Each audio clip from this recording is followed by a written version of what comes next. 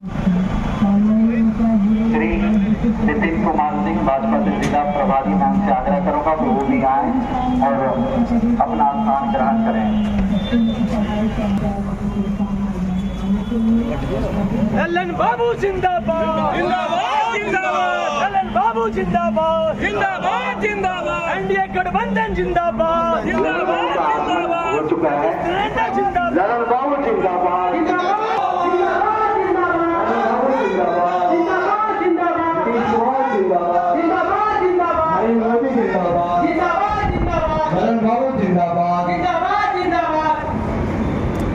साथियों, माननीय सांसद महोदय का प्रसाद में जो है वह आगमन हो चुका है।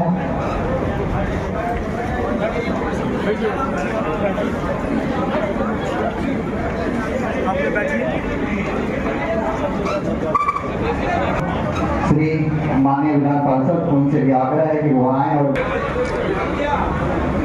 वो शुरुआत मैं आग्रह करूंगा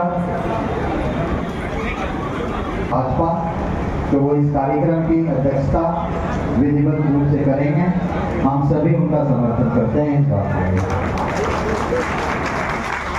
साथ ही साथ मैं आग्रह करूंगा संचालन करें। धन्यवाद। धन्यवाद नरेंद्र जी। कानपुर के कोने कोने से आए हुए एनडीए के मजबूत साथियों का हार्दिक अभिनंदन और अभिनंदन इस टाउन हॉल सभागार में मैं करता हूँ। साथियों, लोकसभा चुनाव आरंभ हो चुका है और उसके मद्देनजर आज मुंगेर लोकसभा के 2 विधानसभा क्षेत्र इस बैठक की अध्यक्षता के लिए मैं भारतीय जनता पार्टी के जिला अध्यक्ष डॉक्टर अरुण पोद्दार जी का नाम रखता हूँ। हम सभी इसका समर्थन करते हैं। आप इस सभागार में उपस्थित राष्ट्रीय जनतांत्रिक गठबंधन के सभी सम्मानित साथी हैं। सबसे पहले तो आज की इस राष्ट्रीय जनतांत्रिक गठबंधन की पहली बैठक में आप सभी कार्यकर्ता साथी जो यहाँ आए हैं उनका हम हृदय से हार्दिक अभिनंदन और स्वागत करते हैं। लेकिन एक बात है कि 2024 के संघर्ष का बिगुल बन गया है। जल्दी कीजिए ना। युद्ध का आगाज हो गया और जब युद्ध का आगाज हो गया है और जो युद्ध होने वाला है उस युद्ध का लक्ष्य भी निर्धारित हो गया है, तो बहुत ज्यादा बैठक उठक का कोई मतलब है नहीं। मतलब है मैदान में कूद जाने का और युद्ध में विजय प्राप्त करने। भाई तीर का निशाना कहाँ? मछली के आंख पर रहता है ना, तो मछली के आंख पर तीर का निशाना लगाइए। और आदरणीय प्रधानमंत्री नरेंद्र मोदी जी ने तो लक्ष्य निर्धारित कर दिया है, अब की बार 400 पार और बिहार में 39 था तो 39 पार 40 पूरा करना है। इतने लक्ष्य है। 400 सीट अगर आदरणीय प्रधानमंत्री जी ने देश का लक्ष्य निर्धारित किया है तो बिहार का कितना हिस्सा होगा? कितना हिस्सा होगा? 1/10, 400 का 10वां हिस्सा। आपको मालूम है कि बिहार कितना बड़ा योगदान करने जा रहा है? 400 के लक्ष्य में 10वां हिस्सा अकेले आपको तय करना है। आपको तय करना है और अगर आपको तय करना है तो नजर मछली के तीर पर होना चाहिए। आप बाएं दाएं देखने का जरूरत नहीं है। यह चुनाव न जनता दल यू का है, न भारतीय जनता पार्टी का है, न लोक जनशक्ति पार्टी का है। यह चुनाव देश के प्रधानमंत्री आदरणीय नरेंद्र मोदी जी का है और उस लक्ष्य पर लेके चलिए। इधर उधर मत देखिएगा। बहुत लोगों को हम आदत देखते हैं चुनाव, तो बाएं दाहिने नहीं करना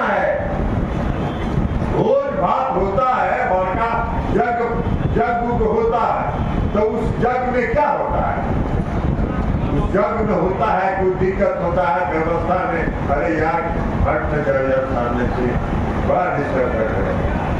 होता है तो कुछ दिक्कत परेशानी होती है, तो बड़े जग में दिक्कत परेशानी को नजरअंदाज करके लक्ष्य की तरफ बढ़ने की जरूरत है और आपस में समन्वय स्थापित करने की जरूरत है। ये कभी मत समझिए राष्ट्रीय जनतांत्रिक गठबंधन का क्या मतलब हुआ, गठबंधन का क्या मतलब हो।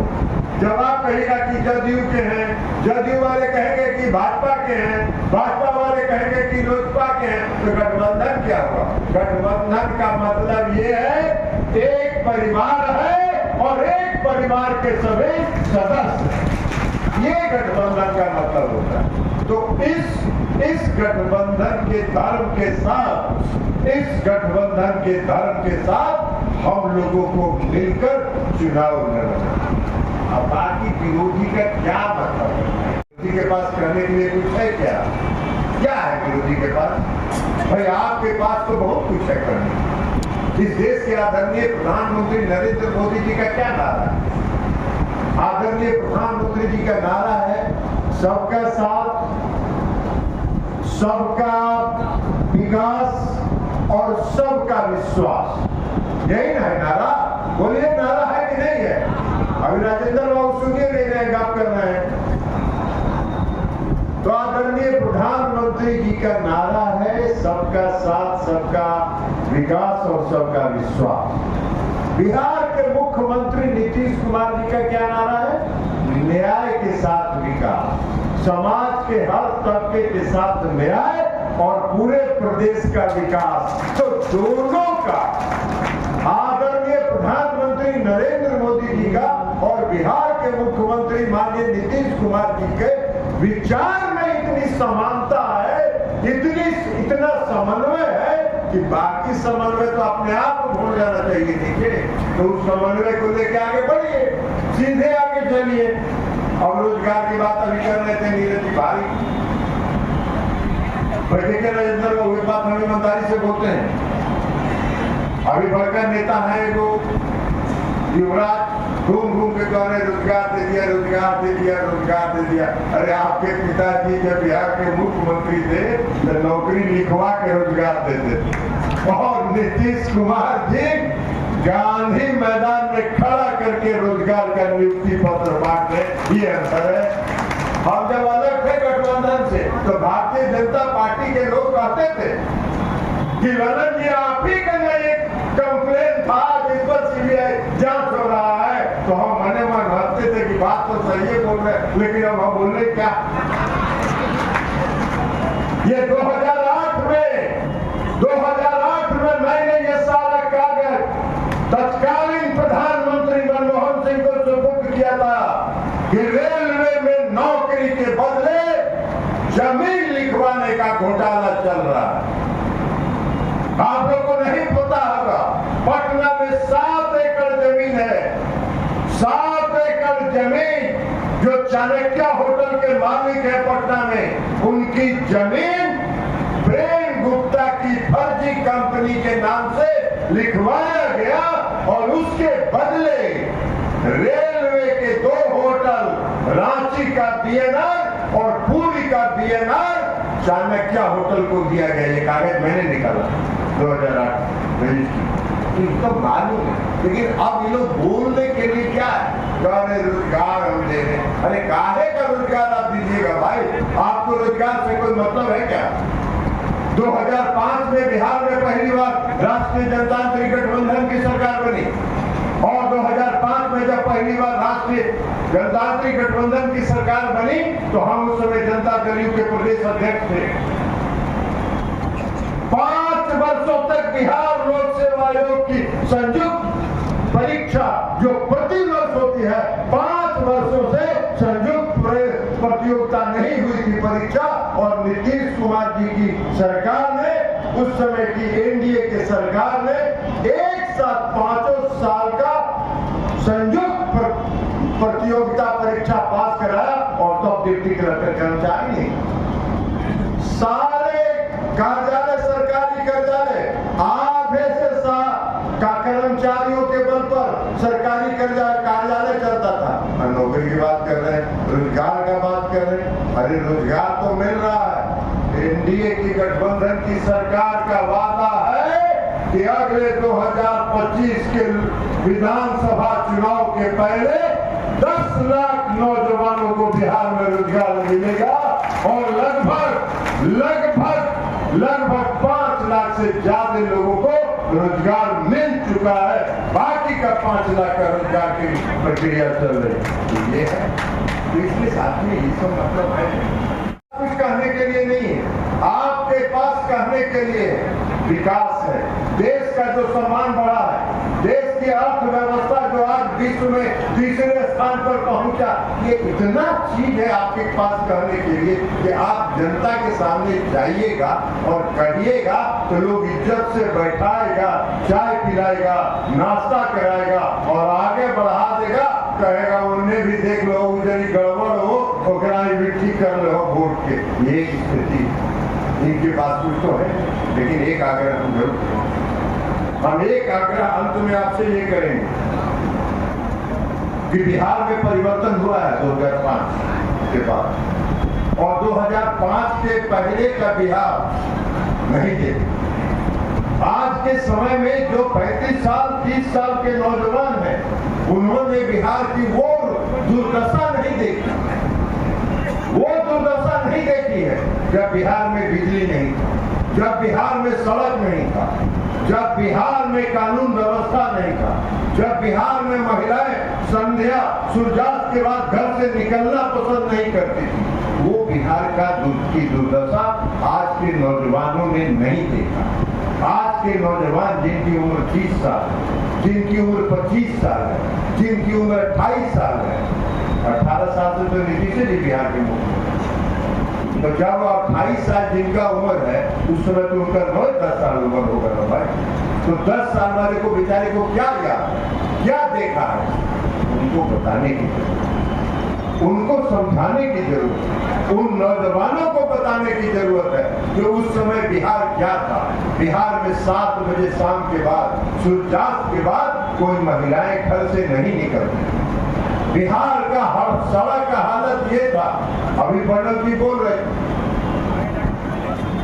भाई, पटना से मुंगेर आने में 9 घंटा लगता था